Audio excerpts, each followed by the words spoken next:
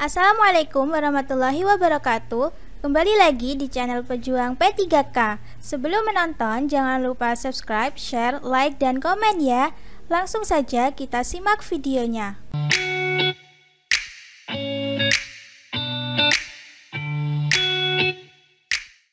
1.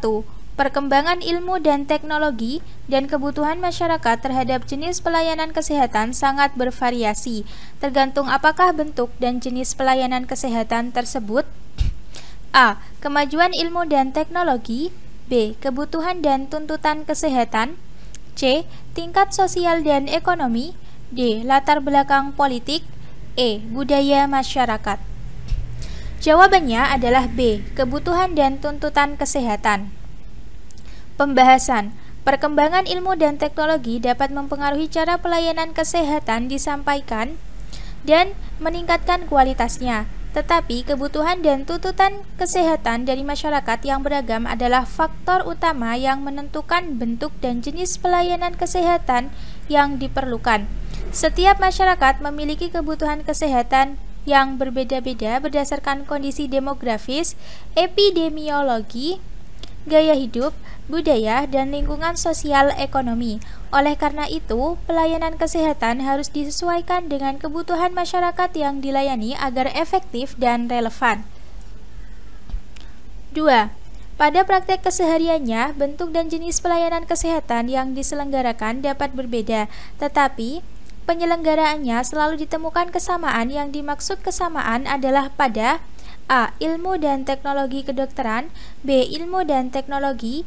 C. Ilmu dan teknologi administrasi. D. Ilmu dan administrasi. E. Ilmu dan kedokteran. Jawabannya adalah A. Ilmu dan teknologi kedokteran. Pembahasan.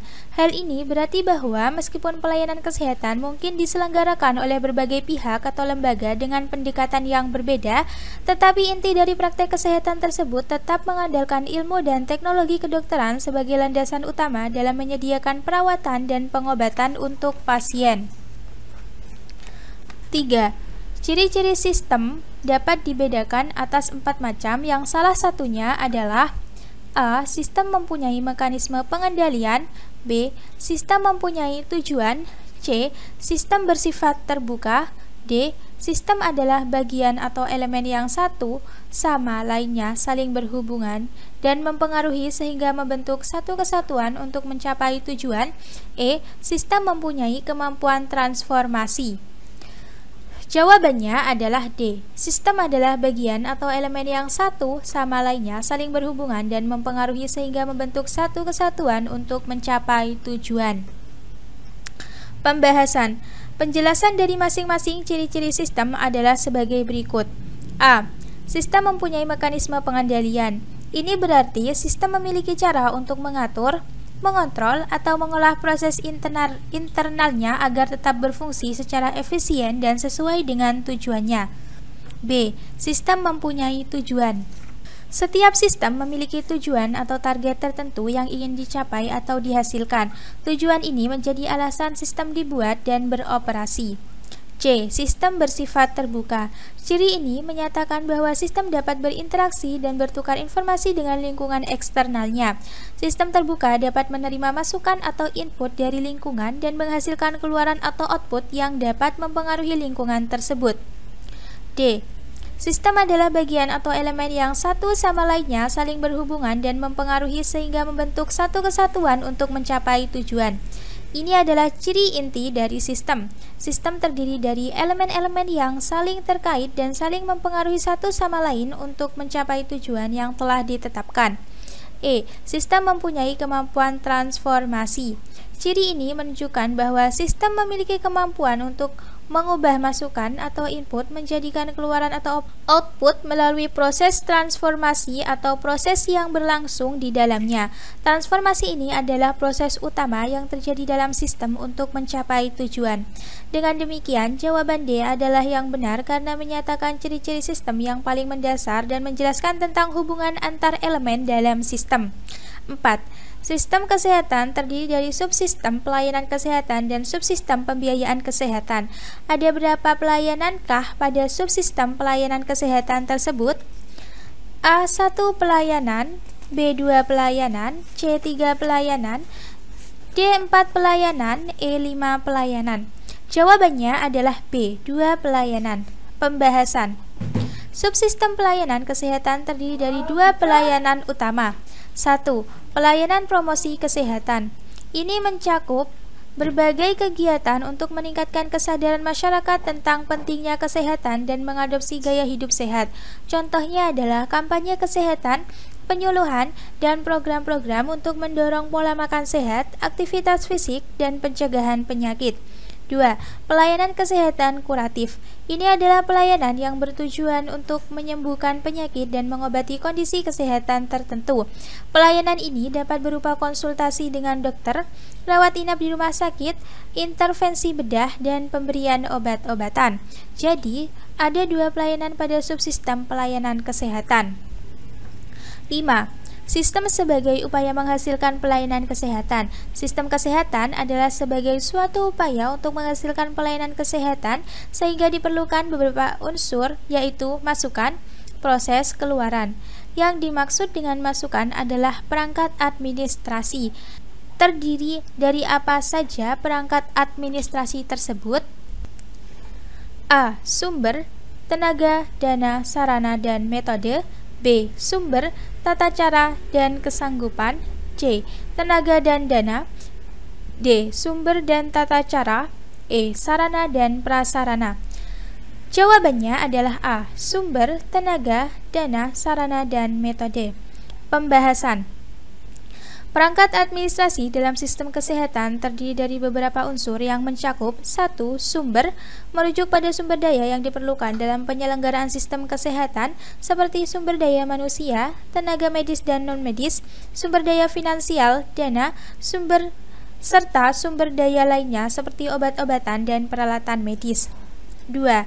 Tenaga, melibatkan personel kesehatan yang terlibat dalam memberikan pelayanan kesehatan termasuk dokter, perawat, ahli gizi, apoteker, dan sebagainya. 3. Dana, merujuk pada sumber daya keuangan yang diperlukan untuk mendukung operasional sistem kesehatan, termasuk biaya untuk pelayanan medis, pembelian obat-obatan, peralatan medis, dan lain sebagainya. 4. Sarana, merupakan fasilitas fisik atau gedung yang digunakan untuk menyelenggarakan pelayanan kesehatan seperti rumah sakit, klinik, puskesmas, dan lain sebagainya. 5. Metode, menyangkut pendekatan atau cara yang digunakan dalam memberikan pelayanan kesehatan, termasuk protokol medis, prosedur operasional standar, serta strategi dan kebijakan dalam manajemen sistem kesehatan. Oleh karena itu, jawaban yang benar adalah A. Sumber, tenaga, dana, sarana, dan metode. 6. Yang dimaksud dengan proses dalam soal nomor 5 adalah fungsi administrasi. Fungsi administrasi pada proses tersebut adalah A. Perencanaan, pengorganisasian, pelaksanaan, dan penelitian. B. Perencanaan. C. Pengorganisasian. D. Pelaksanaan. E. Penilaian. Jawabannya adalah A. Perencanaan, pengorganisasian, pelaksanaan, dan penilaian. Pembahasan. Dalam konteks sistem kesehatan, proses merujuk pada serangkaian langkah atau tahapan yang dilakukan dalam menyelenggarakan pelayanan kesehatan. Fungsi administrasi pada proses tersebut melibatkan beberapa tahapan penting yang mencakup 1. Perencanaan. Tahap perencanaan melibatkan penetapan tujuan, strategi, dan langkah-langkah yang akan diambil dalam menyelenggarakan pelayanan kesehatan. Perencanaan ini harus mempertimbangkan sumber daya yang tersedia, kebutuhan masyarakat, serta berbagai aspek lainnya. 2. Pengorganisasian. Tahap pengorganisasian mencakup pengaturan dan penataan sumber daya dan tenaga kerja dalam sistem kesehatan. Hal ini meliputi pembagian tugas, pembentukan tim, dan alokasi sumber daya agar sistem berjalan efisien. 3. Pelaksanaan. Tahap pelaksanaan adalah tahap di mana rencana yang telah dibuat dijadikan dalam praktek. Pelayanan kesehatan diberikan kepada masyarakat sesuai dengan strategi dan rencana yang telah ditetapkan. 4. Penilaian. Tahap penilaian merupakan evaluasi terhadap kinerja sistem kesehatan. Penilaian dilakukan untuk mengevaluasi apakah tujuan telah tercapai, mengidentifikasi kelemahan, dan menemukan cara-cara untuk meningkatkan efisiensi dan efektivitas pelayanan kesehatan.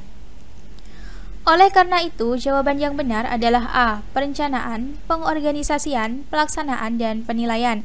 Semua fungsi administrasi ini sangat penting untuk menciptakan dan menjalankan sistem kesehatan yang efektif dan berkelanjutan. 7. Yang dimaksud dengan keluaran dalam soal nomor 5 adalah A. Pelayanan kesehatan, B. Pelayanan kesehatan yang akan dimanfaatkan oleh masyarakat, C. Pelayanan kedokteran, D. Pelayanan kesehatan masyarakat, E. Pelayanan administrasi. Jawabannya adalah B. Pelayanan kesehatan yang akan dimanfaatkan oleh masyarakat. Pembahasan. Dalam konteks sistem kesehatan, keluaran atau output adalah hasil dari proses pelayanan kesehatan yang telah dilaksanakan. Keluaran mencakup pelayanan kesehatan yang telah dihasilkan dan siap untuk dimanfaatkan oleh masyarakat atau pasien. Keluaran ini mencakup berbagai jenis pelayanan yang mungkin diberikan dalam sistem kesehatan seperti 1. Diagnosa dan pengobatan, proses diagnosa masalah kesehatan dan pengobatan yang dilakukan oleh tenaga medis. 2. Pemberian obat dan resep, pelayanan pemberian obat-obatan dan resep untuk pasien. 3. Pelayanan medis lainnya meliputi pelayanan keperawatan, pemeriksaan laboratorium, tindakan medis, dan lain sebagainya. 4. Pendidikan kesehatan, memberikan informasi dan edukasi kepada masyarakat tentang kesehatan dan pencegahan penyakit. 5. Layanan kesehatan masyarakat, upaya pencegahan dan promosi kesehatan yang ditujukan kepada seluruh masyarakat. Jadi, jawaban yang tepat adalah B. Pelayanan kesehatan yang akan dimanfaatkan oleh masyarakat. Keluaran dalam sistem kesehatan adalah hasil akhir dari proses pelayanan yang bertujuan untuk meningkatkan kesehatan dan kesejahteraan masyarakat. 8. Pelayanan kesehatan yang baik harus memiliki berbagai persyaratan pokok, tersedia dan berkesinambungan, dapat diterima dan wajar, mudah dicapai, mudah dijangkau, dan bermutu. Ada berapa macam syarat pelayanan kesehatan? A. 3 syarat, B. 2 syarat, C. 5 syarat, D. 4 syarat, E. 6 syarat. Jawabannya adalah C. 5 syarat. Pembahasan. Pelayanan kesehatan yang baik harus memenuhi 5 persyaratan pokok yang disebutkan di atas, yaitu 1. Tersedia dan berkesinambungan. Pelayanan kesehatan harus tersedia secara kontinu dan konsisten tanpa henti, sehingga masyarakat dapat mengaksesnya setiap saat ketika dibutuhkan. 2. Dapat diterima dan wajar. Pelayanan kesehatan harus dapat diterima oleh masyarakat dan bersifat wajar dari segi biaya dan kualitasnya. 3. Mudah dicapai. Pelayanan kesehatan harus mudah dicapai oleh seluruh masyarakat, termasuk mereka yang tinggal di daerah terpencil atau sulit dijangkau. 4. Mudah dijangkau. Pelayanan kesehatan harus mudah dijangkau oleh seluruh lapisan masyarakat tanpa diskriminasi, baik dari segi geografis maupun sosial ekonomi. 5. Bermutu. Pelayanan kesehatan harus bermutu tinggi dan sesuai dengan standar medis yang berlaku untuk mencapai hasil yang optimal bagi pasien.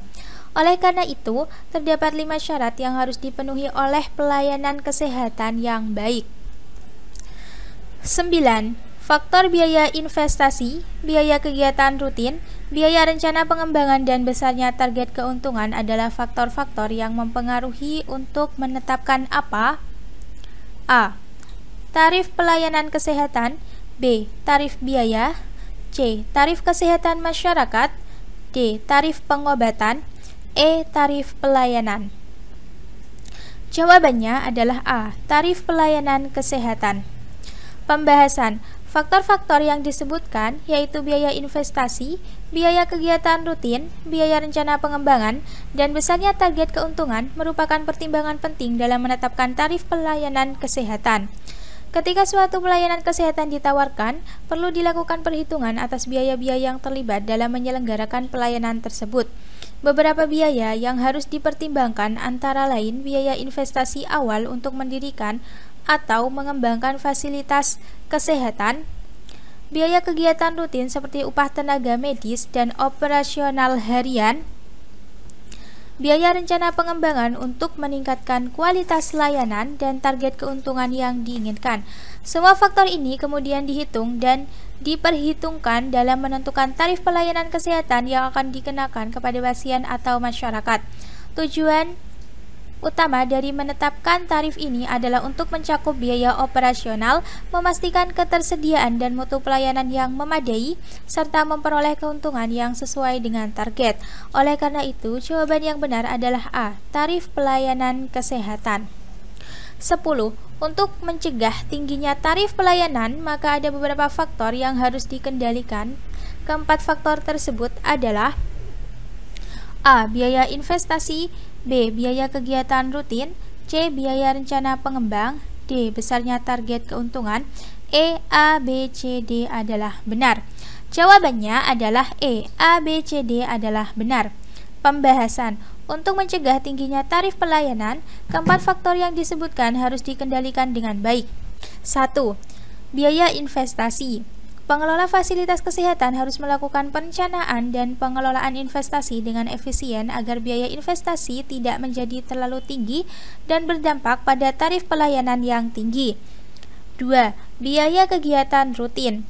Pengendalian biaya kegiatan rutin seperti upah tenaga medis, pembelian obat-obatan, dan operasional harian sangat penting untuk memastikan bahwa biaya-biaya tersebut tidak berlebihan dan berdampak pada tarif pelayanan yang mahal. 3. Biaya rencana pengembangan. Pengembangan fasilitas kesehatan memerlukan dana yang cukup besar. Oleh karena itu, perencanaan pengembangan harus disusun dengan matang dan efisien agar biaya pengembangan dapat dikendalikan dan tidak berpengaruh pada tarif pelayanan. 4. Besarnya target keuntungan. Tentu saja, fasilitas kesehatan perlu mencapai keuntungan yang wajar untuk kelangsungan operasional dan pengembangan masa depan. Namun, target keuntungan harus realistis agar tarif pelayanan tetap terjangkau oleh masyarakat. Dengan mengendalikan keempat faktor tersebut, pengelola fasilitas kesehatan dapat menjaga tarif pelayanan tetap wajar dan terjangkau, sehingga masyarakat dapat mengakses pelayanan kesehatan dengan lebih baik. Oleh karena itu, jawaban yang benar adalah E. A, B, C, D adalah benar. 11.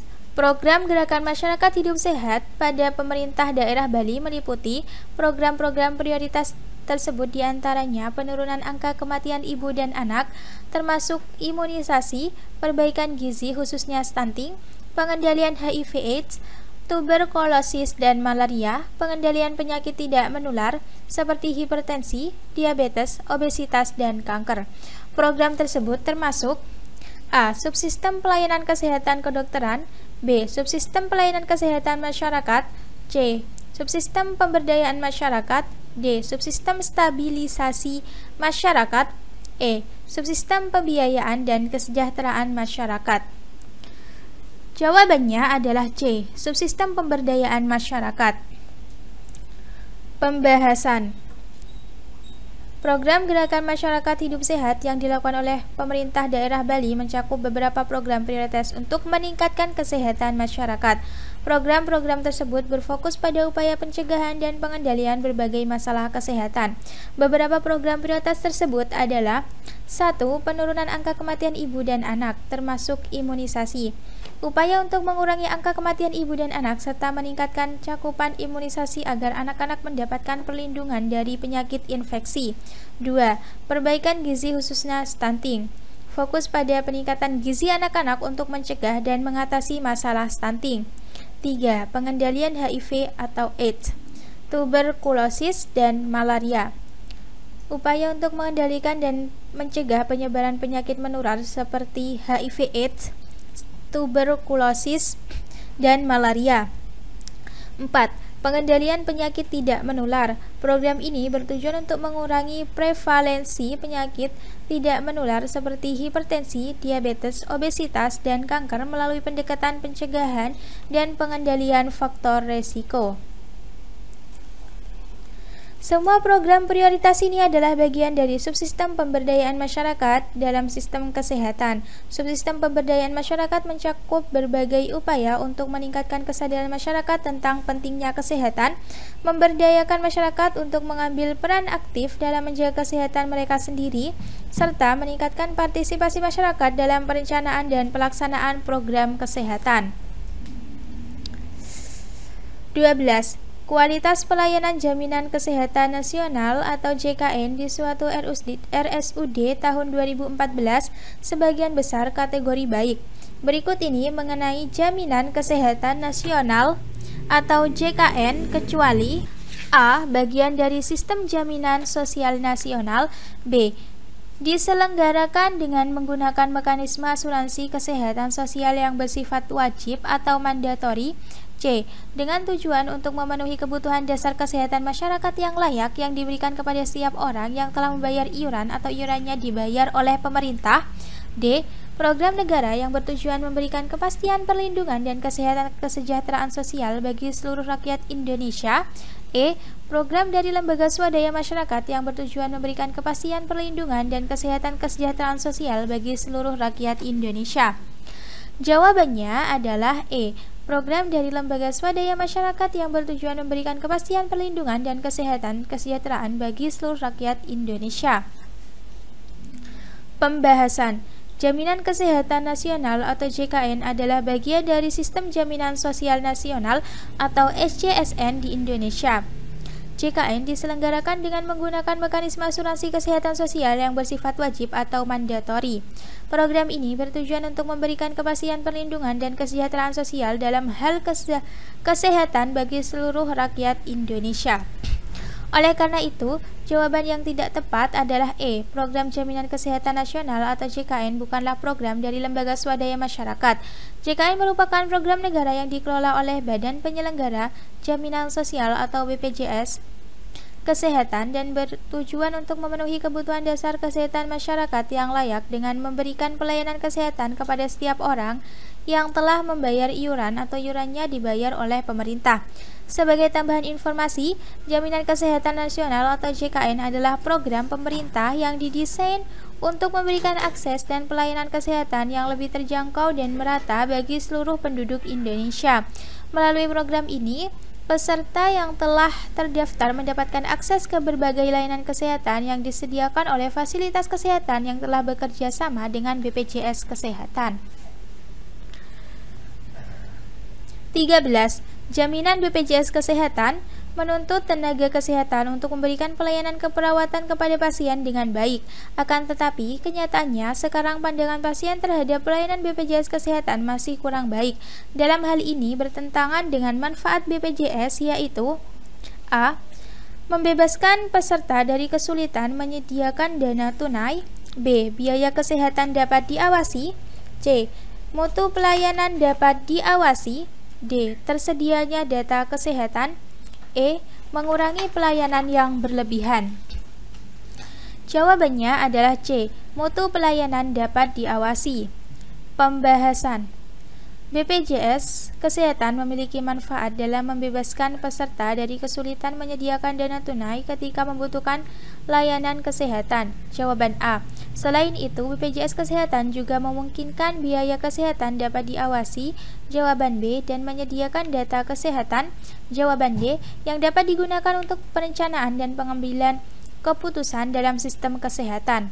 Namun, kenyataannya pandangan pasien terhadap pelayanan BPJS Kesehatan masih kurang baik, yang berarti bahwa mutu pelayanan yang diberikan kepada pasien tidak selalu memenuhi harapan atau standar yang diinginkan. Hal ini bisa menjadi masalah yang perlu diperbaiki oleh pihak-pihak terkait agar BPJS Kesehatan dapat memberikan pelayanan keperawatan kepada pasien dengan baik dan sesuai dengan harapan peserta. Oleh karena itu, jawaban yang bertentangan dengan manfaat BPJS Kesehatan adalah C. Mutu pelayanan dapat diawasi. Seharusnya manfaat BPJS Kesehatan dapat diawasi agar pelayanan yang diberikan kepada masyarakat dapat lebih memuaskan dan sesuai dengan standar yang diharapkan. 14. Untuk memutuskan rantai penularan TB paru, perlu upaya meningkatkan kesadaran masyarakat akan pentingnya rumah sehat dan perilaku hidup yang sehat dengan memberikan penyuluhan kesehatan mengenai syarat-syarat ventilasi rumah, manfaat cahaya matahari dan akibat penghuni rumah yang padat, serta merubah perilaku merokok. Upaya tersebut termasuk A. Subsistem pembiayaan kesehatan kedokteran, B. Subsistem pembiayaan kesehatan masyarakat, C. Subsistem pelayanan kesehatan kedokteran, D. Subsistem pelayanan kesehatan masyarakat, E. Subsistem pembiayaan kesehatan perorangan. Jawabannya adalah D. Subsistem pelayanan kesehatan masyarakat. Pembahasan. Upaya untuk memutuskan rantai penularan tuberkulosis atau TB paru dengan meningkatkan kesadaran masyarakat tentang pentingnya rumah sehat dan perilaku yang sehat melalui penyuluhan kesehatan termasuk dalam subsistem pelayanan kesehatan masyarakat. Subsistem pelayanan kesehatan masyarakat adalah bagian dari sistem kesehatan yang fokus pada upaya pencegahan penyakit dan promosi kesehatan di tingkat masyarakat.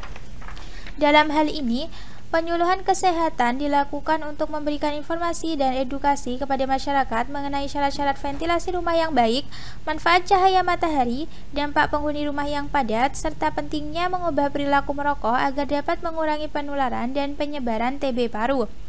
Upaya ini penting dalam menekan angka kasus TB dan memutuskan rantai penularannya di masyarakat. Selain itu, subsistem pelayanan kesehatan masyarakat juga melibatkan berbagai program kesehatan lainnya yang ditujukan untuk masyarakat secara keseluruhan. 15. MPBW atau Manajemen Penyakit Berbasis Wilayah diharapkan dapat meningkatkan kesehatan penduduk di suatu kabupaten atau kota tertentu secara bertahap dan berkesinambungan.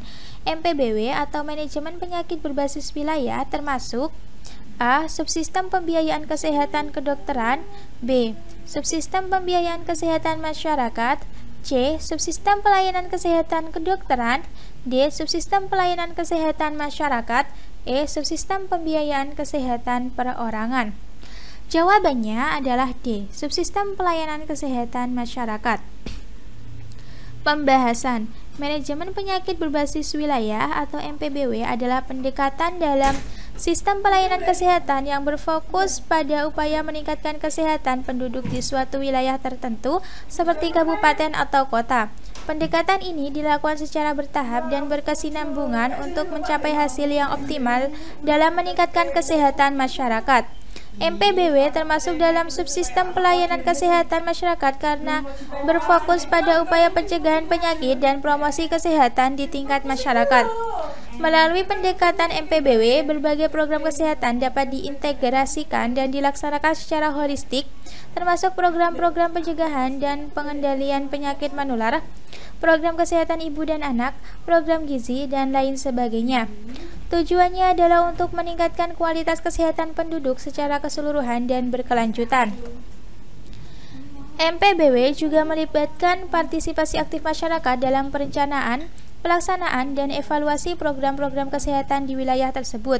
Dengan melibatkan masyarakat, diharapkan program-program yang dilaksanakan lebih tepat sasaran dan lebih berdampak pada kesehatan masyarakat secara keseluruhan. Terima kasih sudah menonton video ini. Jangan lupa like, comment, share, dan subscribe channel ini. Sampai jumpa di video selanjutnya. Semangat berjuang P3K!